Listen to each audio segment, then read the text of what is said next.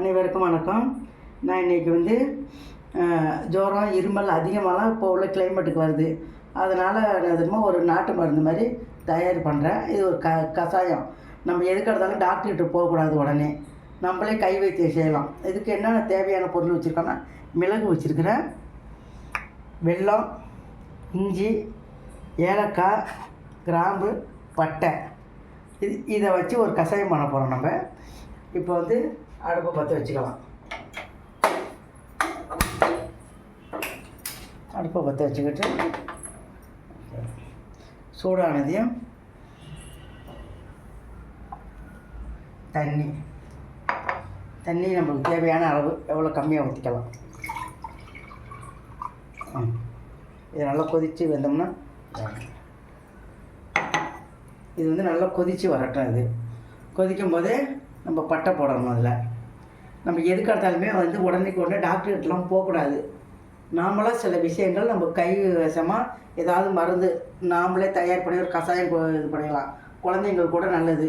எதுக்கு எடுத்தாலும் டாக்டர்கிட்ட தூக்கிட்டு போகிறதோட நாம் கை மருந்து நம்ம செய்யணும்.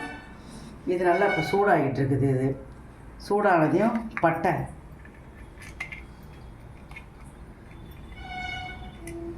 2 பட்டை அதில் போடுவோம். அதில் பட்டை நல்லா கொதி வரட்டும்.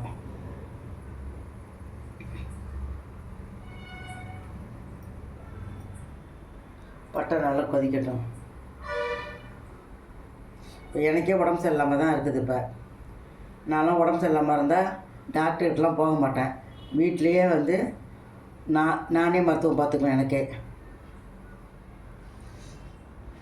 இப்போ வந்து வரலில் வந்து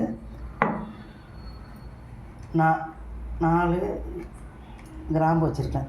இது கொஞ்சம் தூள் பண்ணிக்கலாம். கொஞ்சம் லைட்டாக பண்ணோம்னா போதும்.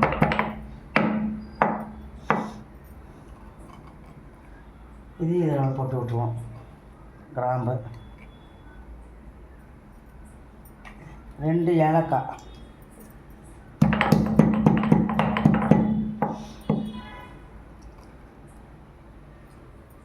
அதையும் போட்டுடணும்.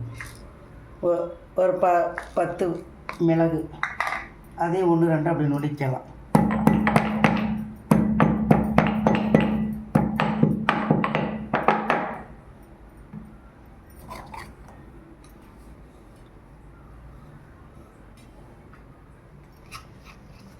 போட்டு நல்லா கொதிக்க விடுவோம். அது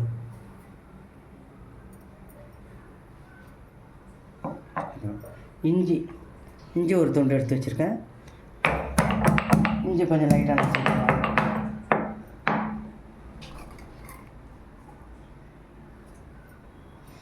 நல்லா சூடாகட்டும். நல்லா கொதிக்கட்டும். நல்லா கொதி வரட்டும். நல்லா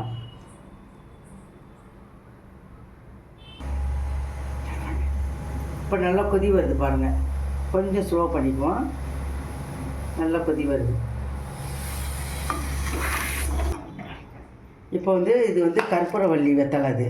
இது நாங்கள் நானே செடி வச்சுருக்கேன். நான் வெத்தலை செடி. இப்போ அதில் போடுவோம். கற்பூரவள்ளி வெத்தலை ரொம்ப நல்லது. துளசி கூட போடலாம். துளசி இதுக்கு போட்டோம்னா இன்னும் ரொம்ப நல்லாயிருக்கும். இது நல்லாயிருக்கும். நல்லா கொதிக்கட்டும். இந்த சாரெல்லாம் நல்லா இறங்கணும். இப்போ சிம்மில் வச்சுருக்கேன். கொஞ்சம் ஸ்பீட் வைக்கிறேன். நல்லா இறங்கணும்.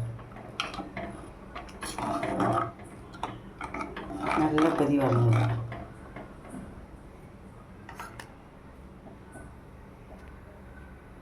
இதோட கொஞ்சம் வந்து மஞ்சத்தூள் கொஞ்சம் போட்டுக்கணும். அதில்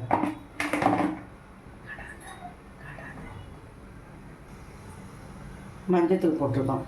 மஞ்சத்தூள் இருமல் சளிக்கெல்லாம் மிகவும் நல்லது. இதில் கொஞ்சோண்டு வெல்லம் போட்டுருவோம். வெல்லம் போடலாம், கருப்பட்டி போடலாம், நாட்டு சர்க்கரை போடலாம். போட்டு நல்லா இந்த சாறு நல்லா இறங்கணும். சாறு நல்லா இறங்கிட்டு குடித்தோம்னா ரொம்ப மிகவும் நல்லது. இது உடம்புக்கு நல்லது. இது வந்து தொடர்ந்து காலையில் ஒரு வேளை, இரவு ஒரு வேளை குடிக்கணும்.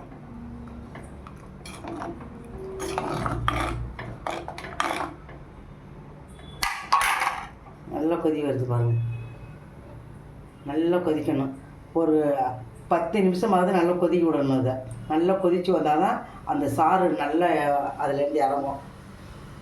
நல்லா கொதிக்குது.